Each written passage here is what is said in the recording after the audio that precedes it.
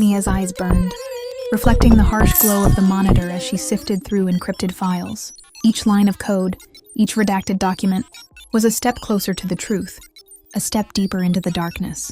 She felt a coldness creeping into her bones, a sense of isolation that mirrored the emptiness left by her parents' absence. Was this justice or a descent into obsession? The question echoed in the sterile silence of her office, a haunting counterpoint to the relentless hum of the servers. She was a force, a predator in a world of prey, and she would not be denied. She maintained her usual composed demeanor as CEO, running her company with sharp efficiency, a mask that hid the storm raging within. Beneath the surface, she operated with a ruthless determination, fueled by the revelation of the time. Capsule and its hidden truths.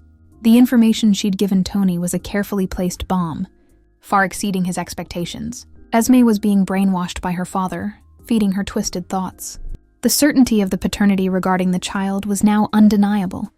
A tether she knew would bind Tony to Esme's delusional world. She knew Tony could be ruthless regarding his power and was counting on it. Yet her focus remained on unlocking the secrets behind her parents' murders. The investigation, a labyrinth of deceit, had led her to a chilling reality. Their deaths were not accidental. They were orchestrated to silence them. To bury the truth about Mr. Bow and a clandestine organization, engaged in illicit human biotechnology experiments. The realization was a visceral blow.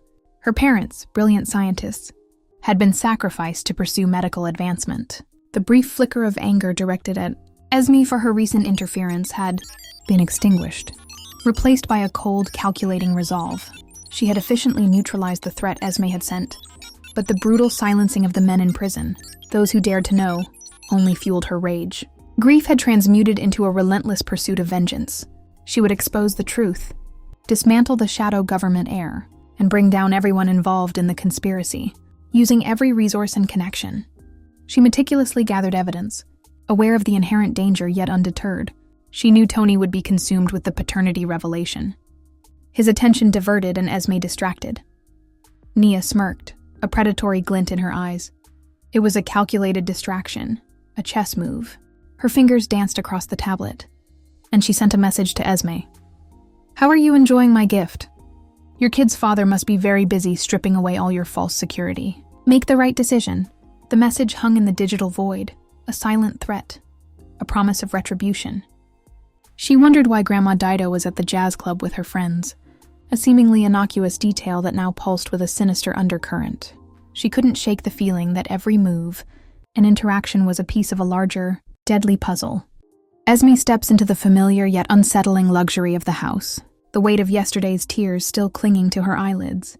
Tony's unexpected tenderness as he took the baby offers a fleeting comfort, a stark contrast to the resentment simmering beneath the surface. Los Vagos, the Elvis impersonator, a whirlwind of impulsiveness that somehow led to this life, this child, this complicated present. The house feels like a ghost of her own desires. Each carefully chosen detail, a reminder of a life she thought she knew.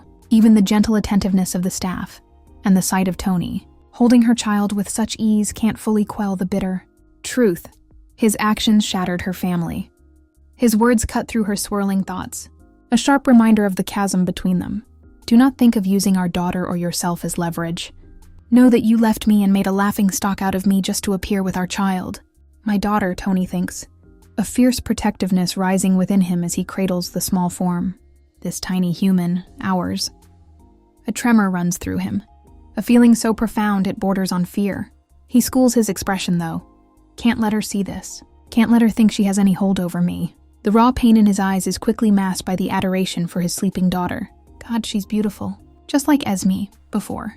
As he leads her to the adjoining rooms, her mind flashes back to the night she left. The name Nia, a cold shard of betrayal. That cold and cunning woman, Esme thinks. A wave of anger mixing with a strange sense of her own past power. Her thoughts are interrupted by Tony's steady gaze, waiting for a response she doesn't yet have. Be careful, Tony, don't drop her. Don't say anything stupid. He silently commands himself, his movements deliberate, almost stiff. The butler's cheerful demeanor as he helps. Her settle into the opulent room feels almost surreal, and then she sees it. The familiar pieces of her father's life. Her life resurrected within these walls. The shock is profound, a confusing mix of relief and unease. Exhaustion finally claims her. pulling her into a deep sleep mirroring her baby's peaceful slumber in the next room. Tony watches them both from the doorway between the rooms, a storm of conflicting emotions raging within him. She's back. With my daughter. What now?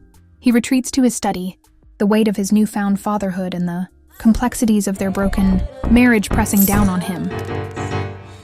2 Corinthians 10:5, casting down imaginations, and every high thing that exalteth itself against the knowledge of God, and bringing into captivity every thought to the obedience of Christ.